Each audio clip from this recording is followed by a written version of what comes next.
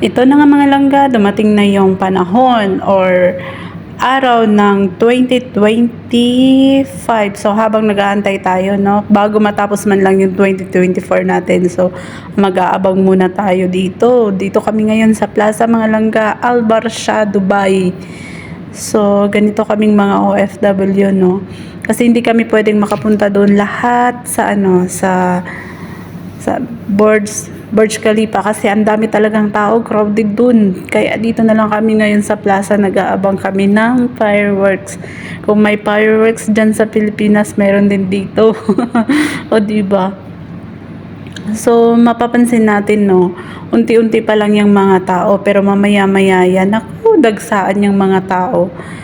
Millions ba naman yung mga taong Pilipino dito sa Dubai? O hindi lang Pilipino ha, iba-ibang mga lingwahe or iba-ibang lahi na nandito na sa Dubai. So, ayan na muna yung mga advertise muna tayo ng mga pagkain natin. Char. Pero yung totoo, hindi. Ayan na. Kain na tayo. So, habang hindi pa nagsisimula, no, kailangan na muna nating magpakabusog-busog. Kasi mamaya-maya yan, busy-busy na, no? So, tara, tikman natin to. Kain! Kayo ba? Kumakain na kayo? Kumain na kayo mga langga, huwag kayong magpapagutom. Kasi nandito tayo para magtrabaho. Kaya reserve nyo yung lakas natin. Huwag magpapagutom at huwag magpa-delayed ng pagkain ha. Kasi wala tayong ibang inaasahan kundi yung katawan lang natin dito. Kaya ayan na mga langga, medyo madami-dami na yung mga tao dito banda, no? Maya-maya yan, ako po, madami na talaga. O nagsitayuan na yung iba, nag-ready na talaga. O diba, dagsaan na talaga yan ngayon. So ito lang naman talaga yung tinatawag natin na magiging masaya tayo. Kumbaga, makikita tayo ng fireworks, diba? Kasi feel talaga natin na Happy New Year. Parang nagsiselebrate talaga, 'di ba? May celebration kapag nakakita tayo ng fireworks kasi hindi naman lahat ng panahon na may fireworks, 'di ba?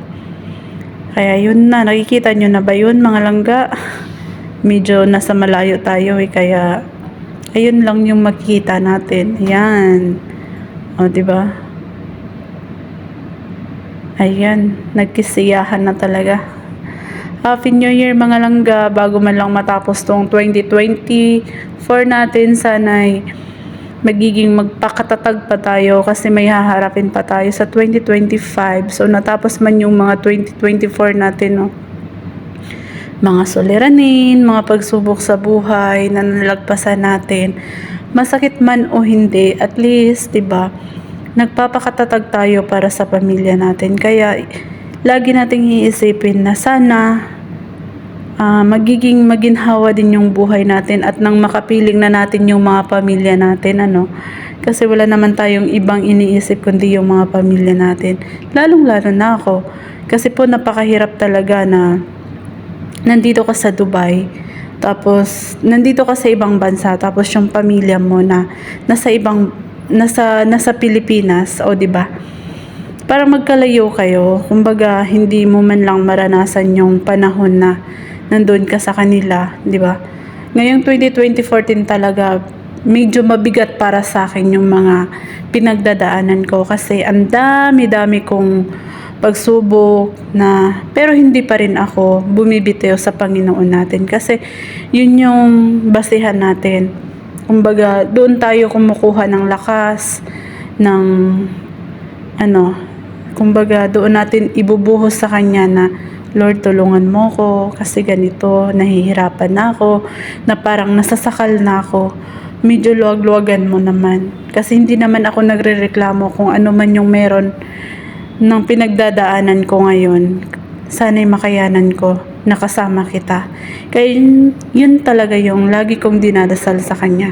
Kasi sa totoo lang mga langga, 2024, kasi nagkasakit yung papa ko hanggat sa namatay siya, hindi ka makakauwi kasi nga nandito ka sa ibang bansa, tapos pwede ka sanang makakauwi kaso wala kasi akong karelibo na sa trabaho ko. Kaya tiniis ko na lang yung parang ang bigat ng dibdib ko na hindi ko mai-voice out, yung hindi ko mailalabas talaga na sobrang sakit, ganun. Nararanasan nyo ba yung ganong klaseng, sobra talaga ang sakit-sakit talaga or ang bigat-bigat talaga.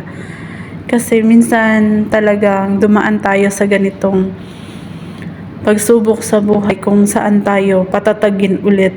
Kung doon tayo bumagsak, kung doon tayo dumapa, doon din tayo tatayo. Or maraming salamat sa panonood mga langgap. Please naman paki-like and share yung video ko or pa-subscribe na rin po. Maraming salamat sa inyong mga langga. I love you and Happy New Year 2025.